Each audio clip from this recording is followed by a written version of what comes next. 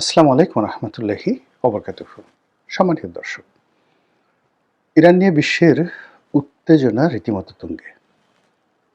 তৃতীয় বিশ্বযুদ্ধ বেঁধে যাওয়ার সম্ভাবনা, মধ্যপ্রাচ্য তছনছ হয়ে যাওয়ার আশঙ্কা।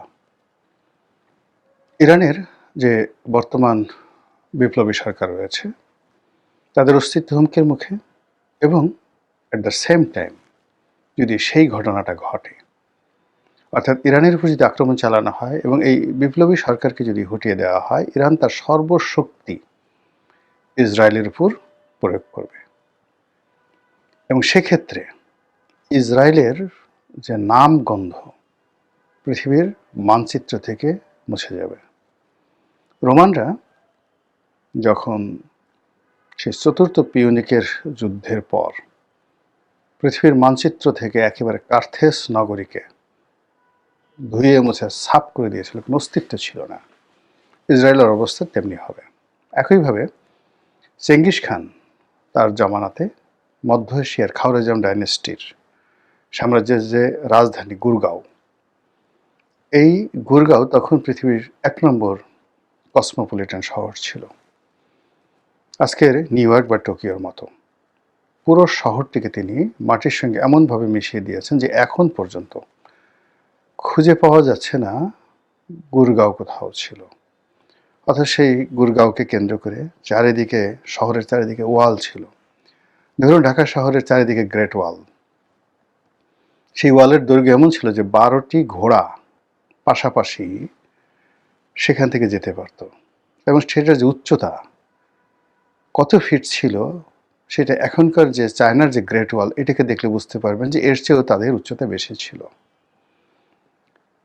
এমনকি কনস্টান্টিনোপলের যে ওয়াল ছিল, সেই ওয়ালের চাইতেও গুরগাঁয়ের ওয়াল বড় ছিল। সেই ওয়াল ভেঙে তছনছ করে দিয়ে চেঙ্গিস খান সেই গুরগাঁও দখল করেছিল। তো সেক্ষেত্রে মানে এই যে জেরুজালেম যে নগরীটি, বা হাইফা কিংবা তেল আবিব, বা এখন যে ইসরায়েল রাষ্ট্র, এটা এত ছোট, ইরানের তেহরানের চেয়ে ছোট। এবং ইতিপূর্বে তারা বারবার এই যে ইসরায়েল রাষ্ট্রটি বহুবার আলেকজান্ডারের দ্বারা আক্রান্ত হয়েছে, নেপোলিয়নের দ্বারা আক্রান্ত হয়েছে, জুলিয়াস সিজারের দ্বারা আক্রান্ত হয়েছে, আরও অনেক বহু মানুষ, বহু সাম্রাজ্য, এবং প্রত্যেকবারই এই এলাকাকে এমনভাবে তছনছ করে দেওয়া হয়েছে যে ৪-৫০০ বছরের মধ্যে, ৪০০ থেকে ৫০০ বছরের মধ্যে এখানে ইহুদিদের কোনো নামগন্ধ বা খ্রিস্টানদের কোনো নামগন্ধ নেওয়ার লোক ছিল না। এরকম ঘটনা ঘটেছে। এখন ঠিক ইরান যখন দেখবে যে তার অস্তিত্ব দেয়ালে পিঠ থেকে গেছে, তখন মানে তার যে বিরাট সৈন্য সামন্ত যা কিছু আছে, স্থল যুদ্ধ, এটি কোনো অবস্থাতেই সামাল দেওয়া সম্ভব নয়।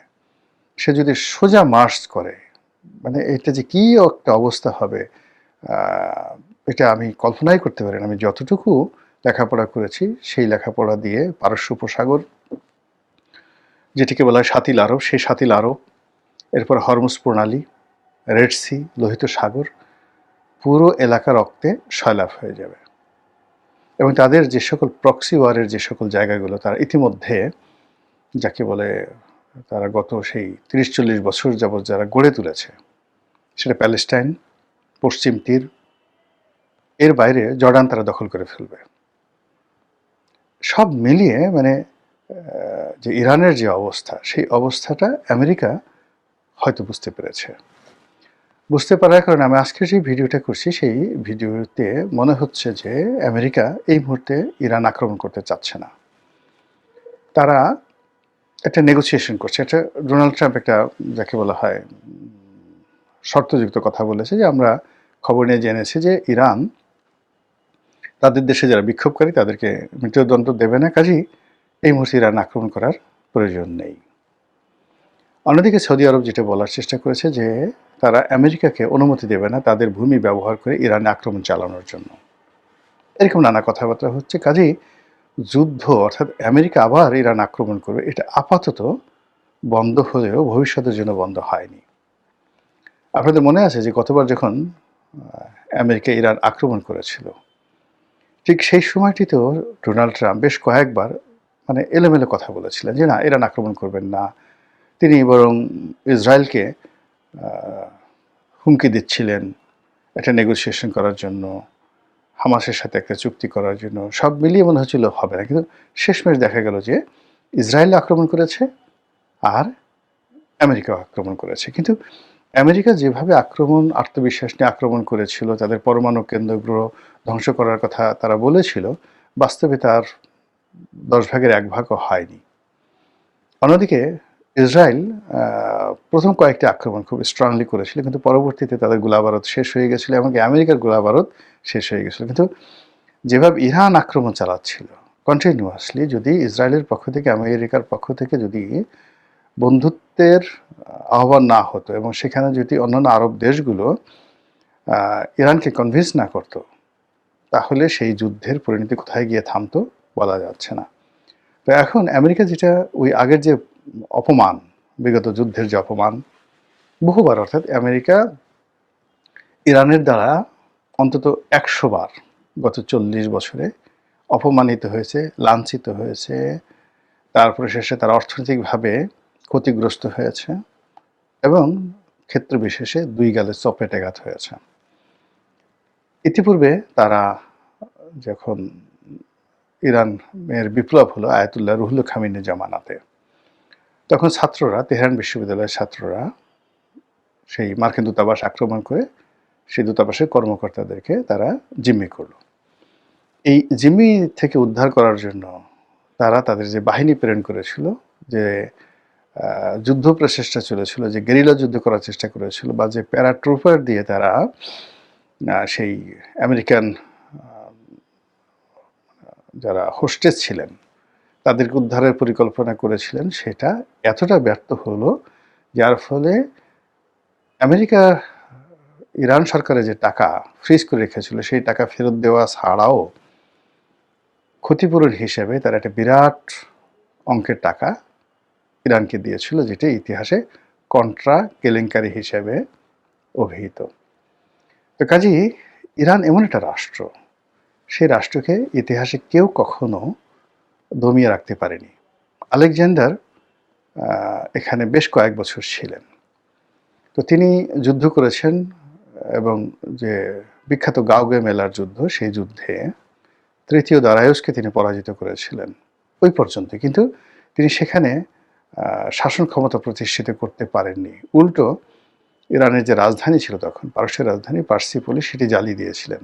এটা আলেকজান্ডারের মতো একজন বীরের জীবনের সবচেয়ে একটা কলঙ্কিত ইতিহাস। এবং তিনি মদ্যপ হয়ে, মদ পান করে মদ্যপ অবস্থায় এই শহরটিকে জ্বালিয়ে দিয়েছিলেন।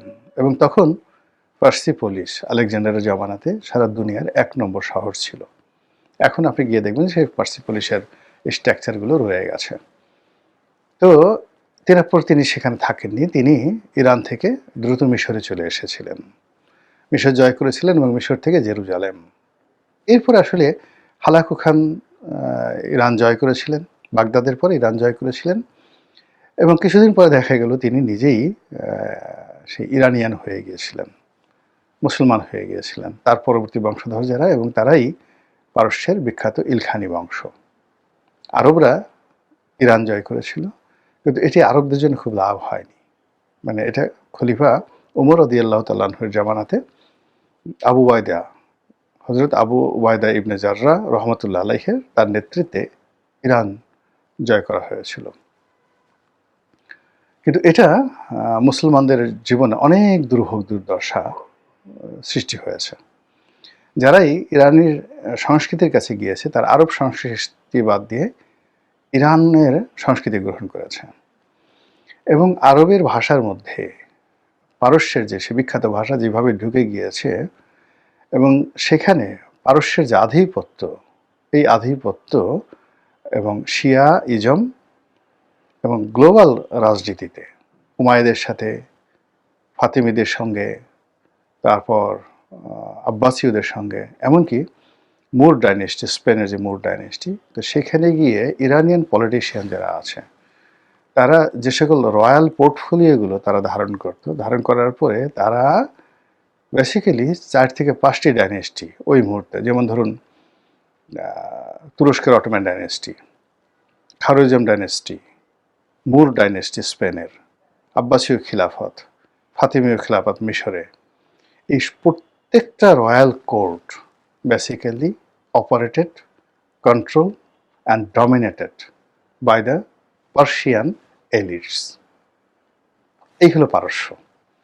এবং একটা সময় দেখবেন যে ইরান মানে ইরানের লোকজন যদি আমেরিকায় গিয়ে পড়ে, আমেরিকা আপনি এই মামদানির ঘটনায় দেখেন না কেন, নিউ ইয়র্কের সে মেয়র হয়ে গেল। তো এখন এইরকম অসংখ্য ঘটনা আপনি দেখেন, ক্রিস্টিয়ান আমানপুর আমেরিকার সবচাইতে প্রভাবশালী সাংবাদিক, কোথাকার বাড়ি? ইরানিয়ান। এইভাবে আমেরিকা যে কি করছে মানে আর তারা নিজেরাও বুঝতে পারে না। তো এই যে একটা যুদ্ধের যে দামামা, এই যুদ্ধটা আসলে শেষ পর্যন্ত হবে না। এবং ইরানের সঙ্গে আমেরিকা যুদ্ধ যদি করেও তাতে ইরানের চাইতে আমেরিকার ক্ষতি হবে অনেক অনেক বেশি। এটাই ইতিহাস। আর আমেরিকা এরকম একটা ভঙ্গুর রাষ্ট্র ব্যবস্থা, সাম্রাজ্য ব্যবস্থা, তারা বহুবার নিজেরা ভেঙে চুরে তছনছ হয়ে গিয়েছে তাদের এই স্বল্পকালীন ইতিহাসে। তাদের তো আসলে ইতিহাসই নেই, 500 বছরের ইতিহাস আপনি খুঁজে পাবেন না তাদের। মানে once upon a time they were slave, just পুরো জাতিটাই ব্রিটেনের স্লেভ ছিল। তো সেখান থেকে যখন সেই স্লেভ জাতির কাছে ব্রিটেনের অভিযাত্রা গেলেন মাইগ্রেট করে, এই জর্জ ওয়াশিংটনদের মতো লোক, অ্যাডাম স্মিথের মতো লোক, এরা সবাই কিন্তু ইংল্যান্ডের জমিদার পরিবার, ওখানে গিয়ে জমি টমি কিনে তারা যে রাজত্ব তৈরি করে ফেললো। এবং তারা যখন ইংল্যান্ডের বিরুদ্ধে বিদ্রোহ করলো, ঠিক সেই সময়টিতে আমেরিকা স্বাধীনতা লাভ করলো। এবং সেই স্বাধীনতার সময়টাতে আবার ফ্রান্স তাদেরকে সাহায্য করেছিল। এরকম একটা complex A land of migration ছাড়া আমেরিকাতে আসলে কোনো সফলতা নেই। তো এরকম একটা সংকর জাতি, সেই সংকর জাতি একটা হোমোজিনিয়াস জাতির সঙ্গে অন্তত 5000 বছরের পুরনো একটি একেবারে হোমোজেনিয়াস, রক্তের দিক থেকে, শরীরের দিক থেকে, গায়ের রঙের দিক থেকে, সব দিক থেকে পৃথিবীর সবচেয়ে বড় হোমোজেনিয়াস জাতি। Even not China, even not German, it's a nation by named the Persian nation, the dynasty, the Persian dynasty. এই সমপরিমাণের সমপর্যায়ের সংখ্যাধিক্য, ঐতিহ্য, ইতিহাস পৃথিবীর অন্য কোনো জাতিগোষ্ঠীর হয়নি। তো তাদের সঙ্গে যুদ্ধ করা একটা অসম্ভব একটা বিষয়। এবং এই যে আমেরিকা যে তোড়জোড় করছে, আলটিমেটলি এই তোড়জোড় যদি আর একটু বেশি মাত্রায় চলতে থাকে, আপনি দেখবেন যে শুধু আমেরিকা ক্ষতিগ্রস্ত হবে না, মধ্যপ্রাচ্য হবে না, অনেক দেশের মানচিত্র পাল্টে যাবে। এমনকি আমাদের দেশের যে অবস্থা, আমরাও খুব স্বস্তিতে থাকতে পারবো বলে মনে হচ্ছে না। মহান আল্লাহ আমাদের সবাইকে হেদায়েত দান করুন এবং হেফাজত করুন। আসসালামু আলাইকুম ওয়া রাহমাতুল্লাহি ওয়া বারাকাতুহু।